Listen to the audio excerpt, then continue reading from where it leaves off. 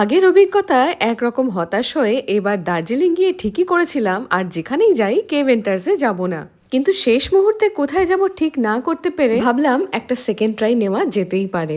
আগেরবার যখন গিয়েছিলাম এই ওপেন টেরেসে তো বসার জায়গা পাইনি, আর সেবার দাম অনুসারে খাবারের মানও খুব একটা মন কাড়েনি। তবে এবার ফাঁকা ছিল বলে কিনা জানি না, খাওয়া দাওয়া কিন্তু আমাদের বেশ ভালো লেগেছে। সত্যজিৎ রায়ের কাঞ্চনজঙ্ঘা হোক বা অনুরাগ বসুর বরফি, এই কেভেন্টার্সের ছাদ কিন্তু সিনেমা জগতের অনেক স্মৃতি বহন করছে। কি যেন একটা ভাবতে ভাবতে পৌঁছে গেলাম সেই ঘড়ি ঘরের নিচে।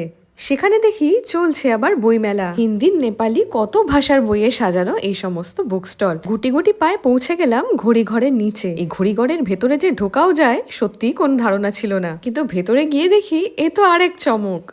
দার্জিলিং এ চলছে 29তম বই মেলা, আর সেই উপলক্ষে চলছে এরকম গান বাজনা।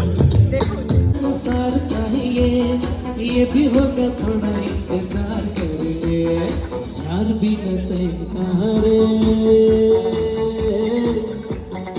यार भी न चाहिए। সত্যি মনের মধ্যেকার আনন্দ কখন যে কিভাবে কোথায় বেরিয়ে আসে আমরা নিজেও অনেকখানি পালস করতে পারি না। নইলে এই আমি কিছু অচেনা মানুষের সঙ্গে এইভাবে মন খুলে নাচবো, এ তো আমি ভাবতেও পারি না। ঘুরে বেড়ানোর আনন্দ বোধহয় এখানেই।